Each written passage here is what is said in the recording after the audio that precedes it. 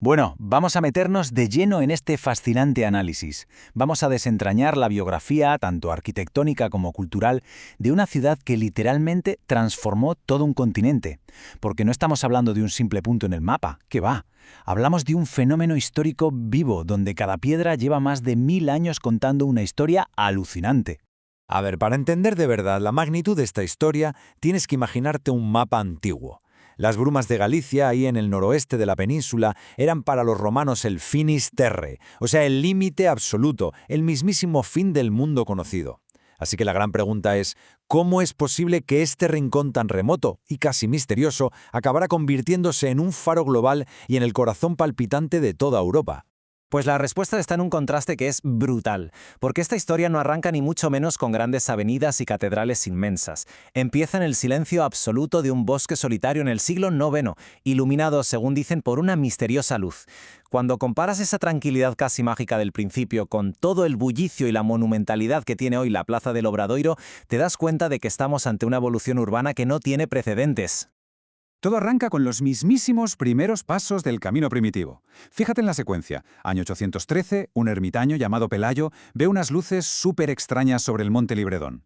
A raíz de esto, el obispo Teodomiro descubre un antiguo sepulcro romano y asegura que es la tumba del apóstol Santiago. Y claro, el rey de Asturias de aquel entonces, Alfonso II el Casto, vio el potencial inmenso de este hallazgo al instante. De hecho, hizo la primera peregrinación de la historia y mandó construir una iglesia modesta sobre la tumba. Y ahí, justo ahí, plantó la semilla de la ciudad. Pero claro, el camino hacia la grandeza casi nunca es un camino de rosas. En el año 997, el caudillo musulmán Almanzor arrasó por completo el lugar. Imagínate el nivel de devastación. Las pesadísimas campanas de bronce de la iglesia fueron arrancadas y llevadas a hombros por prisioneros cristianos cientos y cientos de kilómetros hasta Córdoba. Una locura. Sin embargo, en un giro de guión casi de leyenda, Almanzor decidió dejar intacto el sepulcro del apóstol. Y esa tumba, ahí, sola entre las cenizas, fue el ancla a la que se agarró la ciudad para poder resurgir. Pasamos a la segunda parte. La piedra cobra vida y el apogeo del románico. Gran parte de cómo la ciudad logró organizarse y crecer después de aquello se lo debemos a la visión de una sola persona, Diego Gelmírez, el primer arzobispo. Él fue el verdadero arquitecto de todo este milagro románico. Y no solo hizo crecer la ciudad físicamente, sino también culturalmente. Bajo su mandato se redactó el Códice Calixtino, que si lo piensas es fascinante porque es básicamente la primera guía de viajes de Europa. Este documento fue un boom, promocionó las rutas y convirtió el camino en la mayor autopista cultural del continente. Y llegamos a una fecha que marca un antes y un después en la historia del arte europeo, el año 1188. Justo en ese año, el maestro Mateo empezó a colocar los dinteles de su obra maestra, el Pórtico de la Gloria. De verdad, dicen que este es el momento en que la piedra cobra vida. Y es que es un salto emocional y técnico tan increíble dentro del románico que las figuras casi parecen respirar y hablar. Todo estaba pensado para representar la Jerusalén celeste, para darle a los peregrinos, que llegaban reventados después de meses caminando, una visión literal del paraíso en la tierra.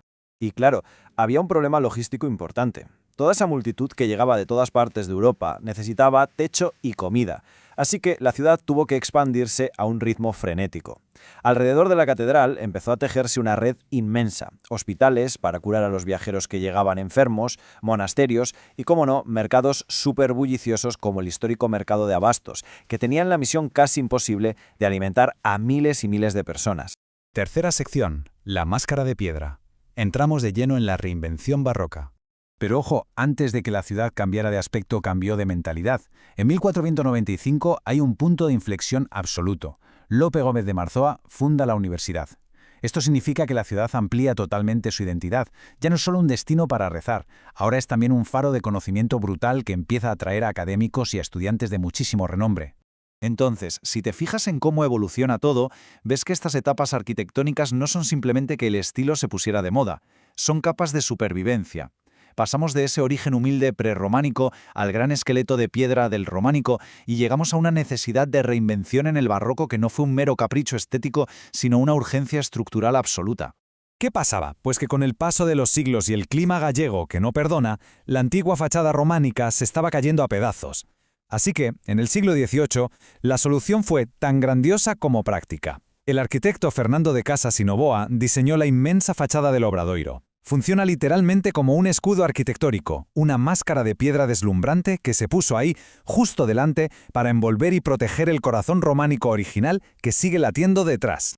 A ver, esta parte es buenísima. Hablemos de uno de los símbolos más icónicos de la catedral, el botafumero.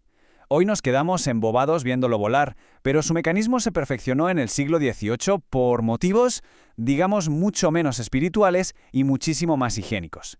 Piénsalo, cientos de peregrinos hacinados, sudados, que llevan semanas sin ducharse y que encima duermen en el suelo de la catedral. El olor tenía que ser insoportable. Así que este incensario gigante era en el fondo un ambientador medieval a gran escala, un purificador de aire para que al menos se pudiera respirar ahí dentro.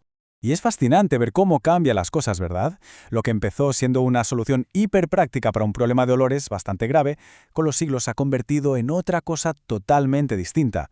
Hoy en día, ver volar al botafumero ya no tiene nada que ver con desodorizar el ambiente. Es un ritual majestuoso que simboliza la purificación espiritual del peregrino después de todo el esfuerzo. Cuarta y última parte, el camino que nunca termina. La época moderna. Y oye, que en esta historia también hay bastante suspense. Resulta que por miedo a los ataques de piratas ingleses, como el famosísimo Francis Drake, la propia Iglesia decidió esconder en secreto los restos del apóstol, y los escondieron tan bien que se pasaron siglos ocultos y casi perdidos. Tuvieron que ser redescubiertos de forma dramática, y el Papa León XIII tuvo que hacer todo un proceso para reautenticarlos en 1884. Vamos, que salvaron a la ciudad del olvido por los pelos. Todo este esfuerzo de conservación e historia viva culmina en un año clave, 1985. Aquí es cuando la UNESCO da un golpe en la mesa, reconoce el valor universal del casco histórico y lo declara Patrimonio de la Humanidad, un blindaje en toda regla para el futuro. Y así llegamos a lo que hoy conocemos como el fenómeno del Jacobeo. Las antiguas rutas están más vivas que nunca, pero claro, los motivos de la gente han cambiado un montón. La parte religiosa sigue ahí, por supuesto, pero ahora se mezcla con viajes de instrucción espiritual, auténticos retos deportivos y, como no, una inmersión cultural brutal que atrae a cientos de miles de personas de literalmente todo el mundo. Y para cerrar este análisis, quiero dejarte con esta idea para pensar. Dicen que Europa se construyó caminando. Es una frase perfecta, porque este lugar no es solo una ciudad. Es el resultado de un continente que se ha ido uniendo paso a paso por caminos de barro y piedra durante más de 1000 años.